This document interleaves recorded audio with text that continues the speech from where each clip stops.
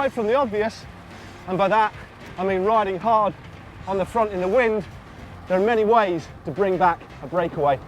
Essentially, it's harnessing the power and strength of a number of riders, whether it be a group of individuals, teams, or several teams. Let's have a look at the best way to reel a break in by racing safely and racing smart. Timing. The timing of when to decide to actually chase a break is crucial. Someone in the team will signal to the rest of the team to hit the front and start chasing in an effort to bring back the break straight away. Doing this is very hard work, but over a far shorter distance.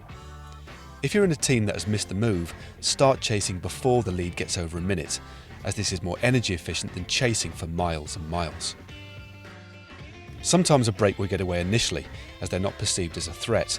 In these cases, the break can establish a lead of several minutes, which needs to be brought back over a longer distance, so keep aware and race smart.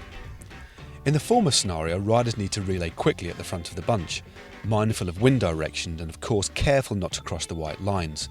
Although the speed needs to be high, the effort should be smooth, with no surging or kicking through. This will disrupt the rhythm of the chase and can actually deter other riders from joining in. Riders should take short turns at the front at high speed before moving slickly to the left or right without suddenly sitting up. Ideally, there should be two lines moving efficiently in a clockwise rotation if the wind is from the right, or anti-clockwise if the wind is from the left.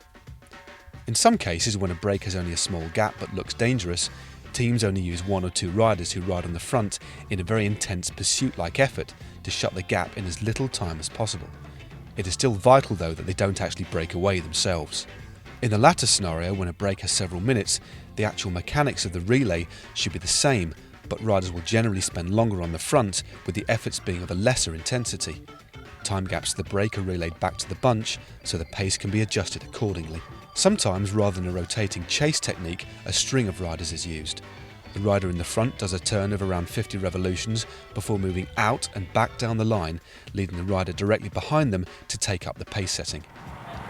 Remember, the key to an effective chase is to keep the pace smooth and even, to encourage riders to work together. It should be the mindset in every race, because smooth equals safe, and that way you'll race smart, because a breakaway will profit from disharmony in the bunch. Holding your position in a bunch is something that takes time to master and can be especially complex towards the final of a race or just prior to a key climb or crosswind section when everyone is fighting for position.